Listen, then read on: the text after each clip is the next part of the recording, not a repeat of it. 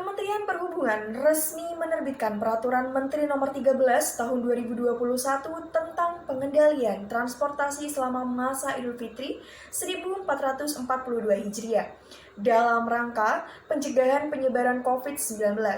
Sesuai dengan ketentuan tersebut, larangan mudik mulai diberlakukan pada 6 hingga 17 Mei 2021, dikutip dari bisnis.tempo.com.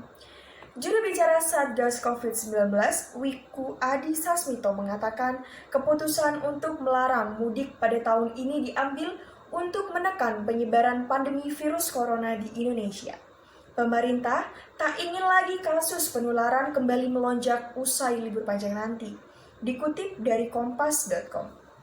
Namun, kendati demikian, ada banyak menimbulkan fakta-fakta yang mencengangkan di balik keputusan pemerintah tersebut terkait larangan mudik lebaran. Banyak masyarakat yang setuju dengan hal tersebut, tetapi juga banyak masyarakat yang mengaku resah, kesal, bahkan marah terhadap keputusan yang telah ditetapkan oleh pemerintah.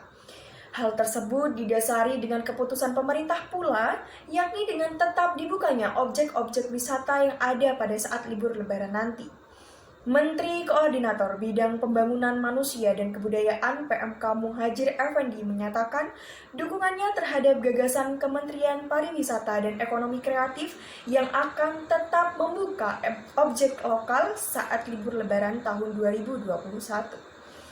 Pernyataan yang seperti ini menjadi penuh tanda tanya bagi kita para masyarakat di Indonesia. Mengapa mudik lebaran dilarang tetapi objek wisata masih dibuka? Dan dari ini pula, saya sangat tidak setuju dengan adanya peraturan pemerintah terkait larangan mudik lebaran tersebut. Karena secara logika, jika mudik dilarang untuk mencegah tingkat penularan COVID-19 agar tidak bertambah, tetapi dengan dibukanya objek wisata, pencegahan yang dilakukan oleh pemerintah akan sia-sia. Karena di objek wisata pula kerumunan orang akan berkumpul di sana, bukan hanya 1-2 orang saja.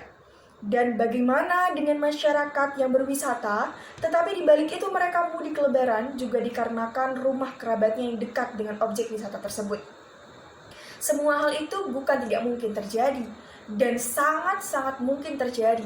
Berarti, jika kita berpikir secara logika kembali, sama halnya dengan pemerintah melakukan omong kosong terhadap semua kebijakan yang telah ditetapkan. Mengapa demikian? Karena mereka ingin menekan angka penyebaran virus corona, tapi masih mengizinkan halayak ramai untuk berkumpul.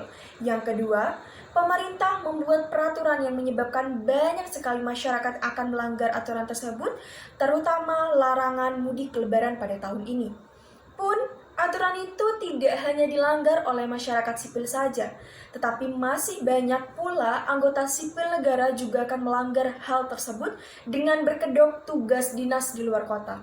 Karena semua itu bukan tidak mungkin lagi terjadi, tetapi sangat mungkin terjadi dan sangat meresahkan masyarakat. Hal tersebut berdampak pada kekecewaan masyarakat terhadap kebijakan pemerintah, akan inkonsistensinya dalam menetapkan kebijakan larangan mudik. Seorang pakar epidemiologi, Mas Dalina Pani, mengutarakan bahwa inkonsistensi pemerintah juga turut menjadi penyebab mengapa kepatuhan masyarakat dalam menaati kebijakan ini tidak bisa dijamin. Bahkan, ada kemungkinan masyarakat justru menyepelekan kebijakan yang sudah diresmikan oleh pemerintah tersebut.